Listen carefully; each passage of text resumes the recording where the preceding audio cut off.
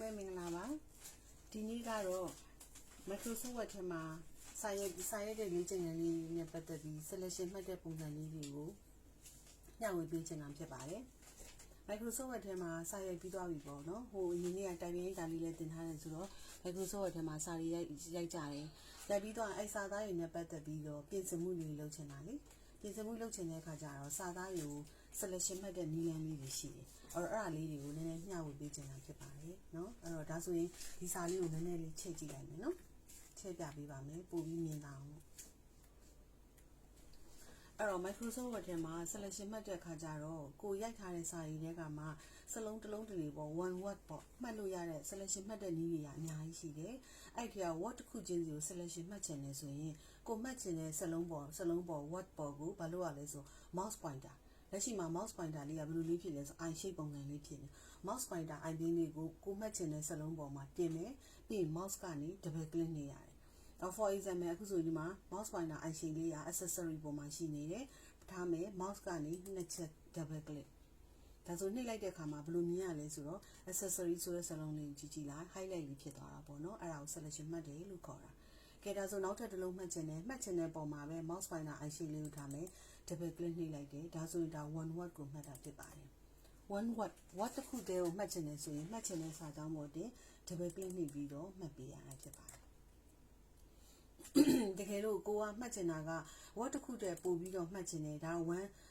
one word ကိုမှတ်တာပေါ့နော်တကယ်လို့ one sentence ကိုမှတ်ချင်တာ sentence တစ်ကြောင်းနဲ့မှတ်ချင်တာအဲ့တော့ sentence ဆိုတာကြတာဘယ်လိုဟာမျိုးကိုခေါ်လဲဆိုတော့အစစလုံးက capital letter နဲ့စတယ် full stop ဆုံးသွားတာဒါ one sentence ပဲလေအဲ့လို one sentence တစ်ကြောင်းကိုမှတ်ချင်တယ်ဆိုရင်တော့ဘာ key သုံးရလဲဆိုရင် keyboard မှာရှိတဲ့ CTRL ဆိုတဲ့ control key ရှိတယ် control key ကိုဘယ်ဘက်လက်ကဖိထားညာဘက်လက်ကကို selection မှတ်ချင်တဲ့အဲ့ sentence ပေါ်မှာ mouse pointer eye beam လေးကိုထားပြီးတဲ့အခါမှာ mouse ကနေ click ချက်နေလိုက်ဒါဆိုရင်တော့သူက one sentence ကိုမှတ်ပေးသွားတာဖြစ်ပါတယ်ဒါ one sentence ကိုမှတ်တဲ့နည်းလမ်းပေါ့နော်ဒါဆိုရင်နောက်တစ်ခုထပ်မှတ်ကြည့်မယ်နော်အဲ့တော့ one sentence ကိုမှတ်ချင် control key ကိုဖိထားမယ်ကိုကြိုက်တဲ့ sentence တဲ့ကို mouse pointer eye shape လေးကိုထားမယ်ပြီးရင် mouse ကနေဘယ်ဘက် click left click တစ်ချက်နှိပ်လိုက်ပါဒါဆို one sentence မှတ်သွားတယ်တွေ့မယ်နော်အစစလုံးမှာ A capital letter နဲ့စတယ်အဆုံးမှာ full stop ဆုံးတယ်အဲ့တော့ one sentence ကိုမှတ်တာဖြစ်ပါတယ်ပြီးရင်အခု selection မှတ်ပြီးသွားပြီဆိုတော့ကိုကြိုက်တာပြင်လို့ရပြီလေအဲ့တော့အခုတော့ selection မှတ်ထားတာလေးဖြုတ်ချင်တယ်ဆိုရင် mouse pointer လေးကိုလွတ်တဲ့နေရာမှာ click ချက်နှိပ်လိုက်ရင်ဒါ selection ပြန်ပြုတ်သွားပါလိမ့်မယ်ဒါဆိုအခုနှစ်နည်းရှိပြီပထမတစ်နည်းက one word ကိုမှတ်ချင်တယ်ဆိုရင်မှတ်ချင်တဲ့စလုံးပေါ်မှာ double click နှိပ်တယ်နော်နောက်တစ်ခါကျတော့ one sentence ကိုမှတ်ချင်တယ်ဆိုရင်တော့ keyboard ကနေ control key ကိုဖိမယ်မှတ်ချင်တဲ့ sentence ထဲမှာ control click တစ်ချက်နှိပ်လိုက်ရင် one sentence ကိုမှတ်တာဖြစ်ပါတယ်ဟုတ်ပြီကဲဒါဆိုနောက်တစ်ခုတတိယတစ်နည်းကကြတော့ဒီစာပိုက် paragraph တစ်ခုစာကိုမှတ်ချင်တာ one paragraph ကိုမှတ်ချင်တာအဲ့တော့ one paragraph မှတ်ချင်တယ်ဆိုရင်တော့အလွယ်ကူဆုံးနည်းလမ်းတချို့ကကြတော့ one paragraph လို့ပြောရင် mouse pointer ကိုပထမစမှတ်ချင်တဲ့စာကြောင်းရဲ့အရှိမှာထောက်တယ် click တွေဖိတယ်တောက်လျှောက်ကြီး dragging တွေအဲ့လိုဆွဲသွားတယ်ပေါ့နော်အဲ့လိုမှတ်ရင်မရဘူးလားရတာပေါ့ဒါပေမဲ့စနစ်တကျမှတ်ချင်တယ်ဆိုရင်တော့အလွယ်ဆုံးနည်းလမ်းကတော့ကိုမှတ်ချင်တဲ့ဒီ one paragraph ပေါ့ for example ဒီ first paragraph အော်ဒီစာပိုက်ကလေးကိုမှတ်ချင်တယ်ဆိုရင်မှတ်ချင်တဲ့စာပိုက်ထဲမှာ mouse pointer eye shape လေးကိုထားမယ် mouse ကနေဘယ်ဘက် click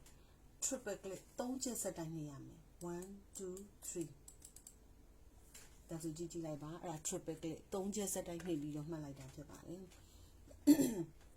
ဒါ one paragraph ကိုမှတ်တာဖြစ်ပါတယ်ပြီးရင် selection ပြုကြည့်လိုက်ခဲဒါဆိုနောက်ထပ်အောက်က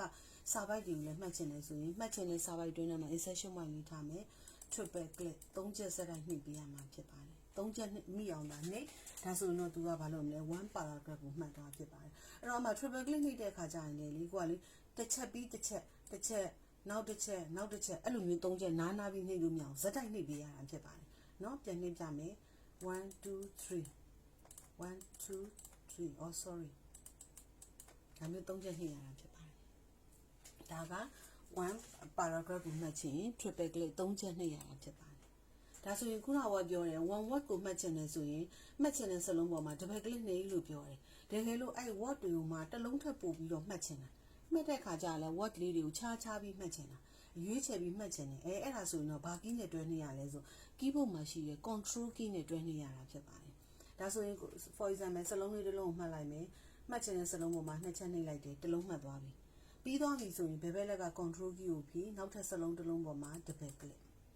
control key ကတော့လက်ကမဖြုတ်ရဘူးလေလက်ကဘယ်ဘက်လက်က control key ကိုပြီးသားနောက်ထပ်စလုံးလေးပေါ်မှာ double click တွေကနှိပ်သွားဒါ one word ကိုမှတ်တာ word တစ်ခုတည်းကြော်ပြီးအဲ့လိုမှတ်ချင်တဲ့အခါမှာ control key ကိုနှိပ်ရတာဖြစ်ပါတယ်ပြီးတော့မှလိုချင်တာရပြီဆိုတော့မှ control ကိုလွှတ်လိုက်မယ်